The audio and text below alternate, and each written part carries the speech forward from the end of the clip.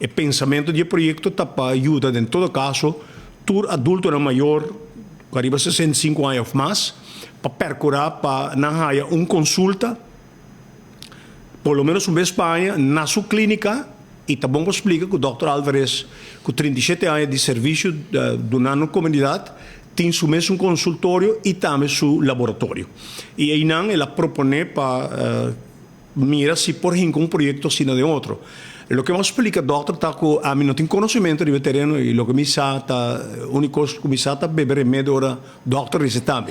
Que médico de caso que em corto não sabe se ora vamos a que hora que tem possibilidade vamos buscar um par voluntário não que quer ajuda para o projeto tem interesse importante para atender que todo cidadão que arriba 65 anos e que lo mestre chequeo e é evidente, o doutor explica isso com quantidade de cidadãos arriba a 65 anos tem problema, entre outros, para chegar doutor de casa, especialista, lista de espera, uma quantidade de gente que não tem cuidado para na casa, etc, etc. E em curto, o projeto tem cada outro de tal forma que o Dr. Álvarez disse que trata de seu colega, doutor, com a baixa pensão, para formar parte de uma equipe e percorrer dentro do distrito também dar um serviço na casa. Para entrar grande aqui e, entre outros, trazendo também na consultório para não fazer testes tanto com o doutor direto e também laboratório. Claro, com direção não doutor de casa e especialista.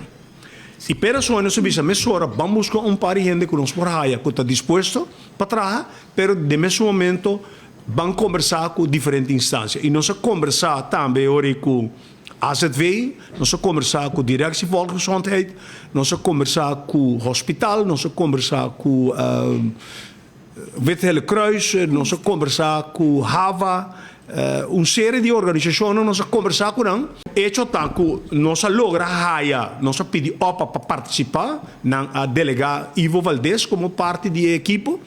E nós há o senhor Giovanni Ruskin, e o senhor Giovanni Ruskin há o engenheiro Patrício Nicolás também para join us. Pois tudo é voluntário e foi de aí passar meia hora e nossa comissão move.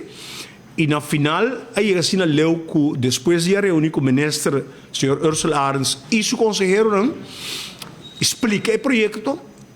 Aí assim leu que nós redactar um projeto no qual está concentrar e serviço para a gente grande, para não ter serviço na casa de doutor e também na consultório de doutor.